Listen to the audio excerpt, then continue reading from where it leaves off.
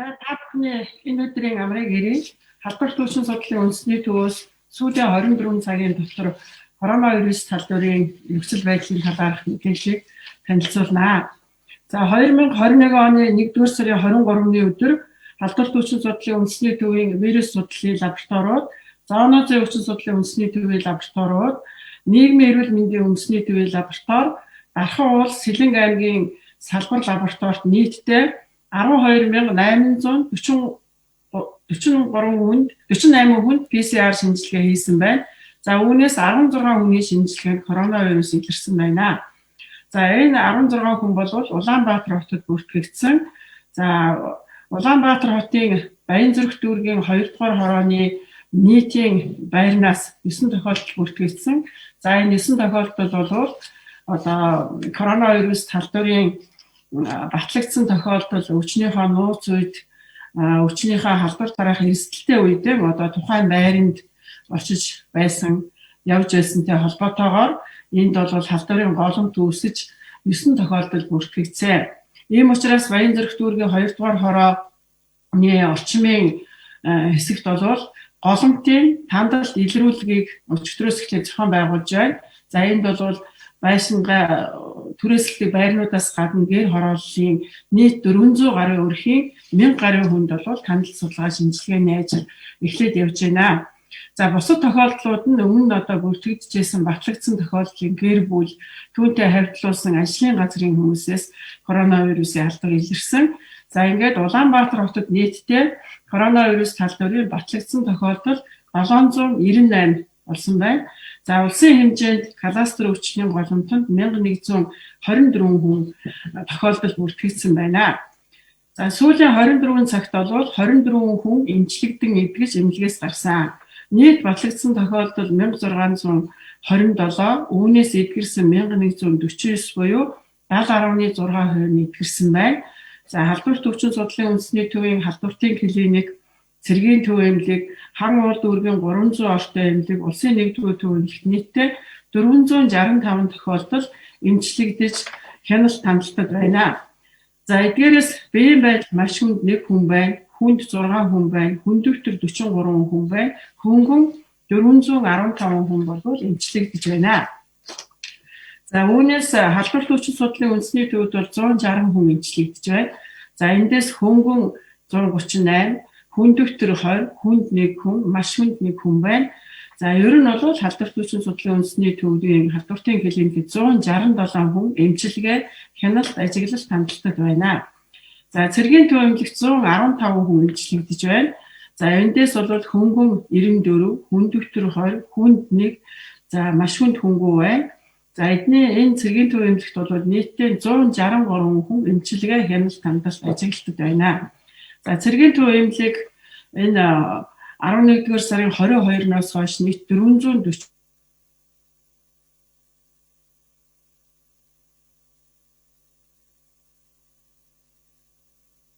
үйл ажиллагаанд идэвхтэй оролцож байна манай цэргийн төв эмнэлэг. За хан уул дүүргийн 300 ортой эмнэлэгт 183 хүн болвол хяналт хандлтад байна.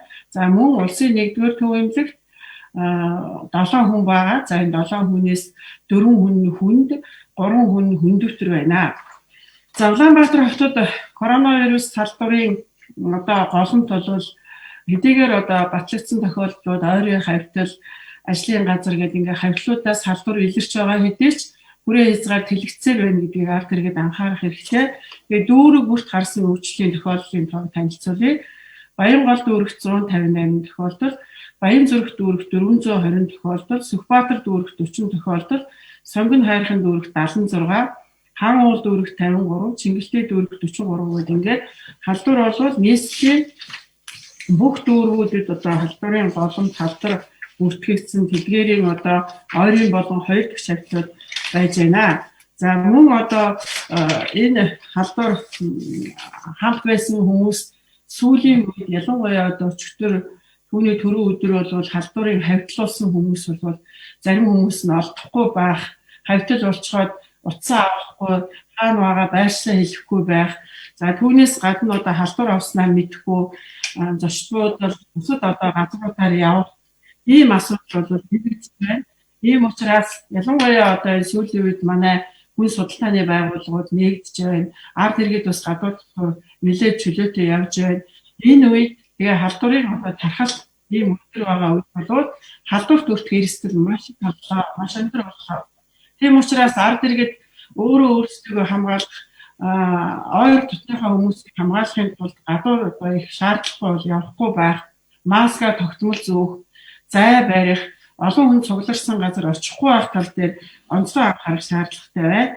Тэгээ одоо энэ том голомтууд үүсгэж өргөжүүлсэн тандал зохион байгуулна гэдэг бол бид нар тухайн голомтын цар хүрээг тогтоохын тулд ажиллаж байгаа. Тэгэхээр эрүүл мэндийн байгууллага, төрийн байгууллагуудын энэ ажиллагааг хүндэтгэж хамтран оролцож одоо тэр ажлыг дэмжиж явах шаардлагатай байна ард иргэд. Тэгээ халдвар авсан хүнтэй хавтал болчоод тэрнийгээ хэлэхгүй санаатай санамсаргүйгээр явах асуудал их байгаа учраас ард иргэд аль талдаа онцгой анхаарах шаардлагатай байна гэдгийг та бүхэнд анхааруулъя.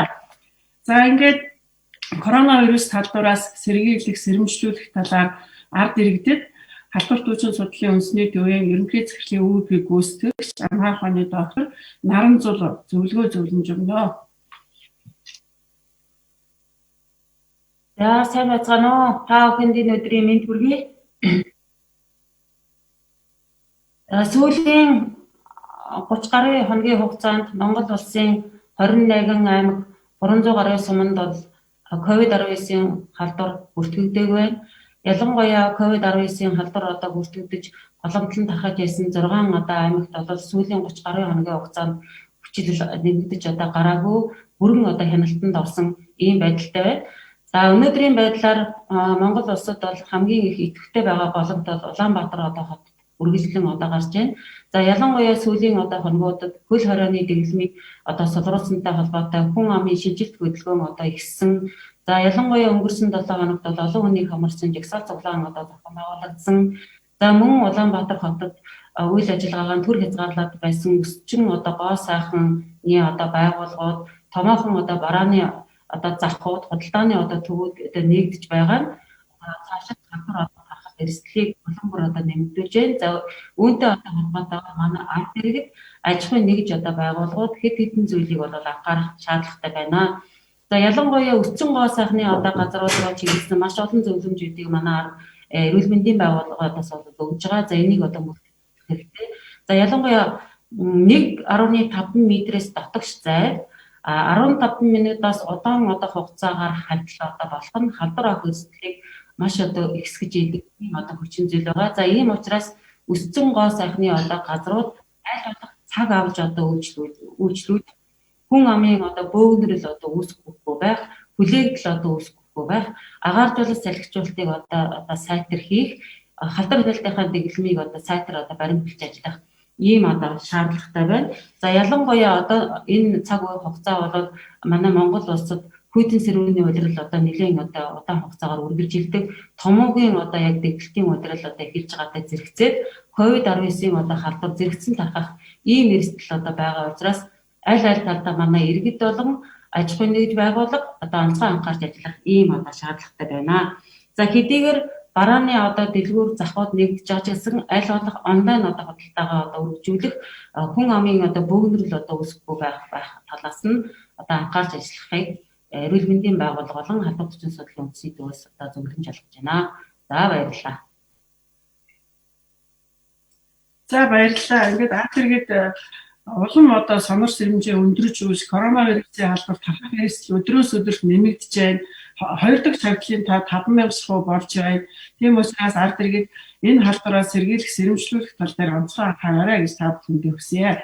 За ингээд манай өнөөдрийн мэдээлэл туслан анхаарал хандуулсан баярлалаа.